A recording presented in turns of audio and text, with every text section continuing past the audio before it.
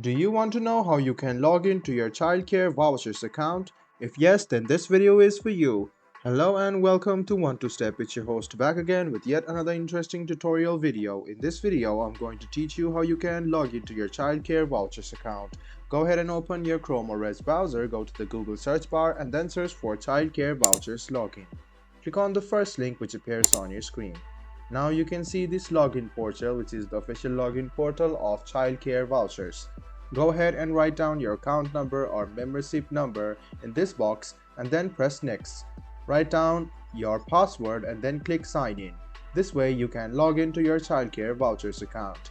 If you don't have or don't know your account number or membership number, click here and then you can access your account number as well.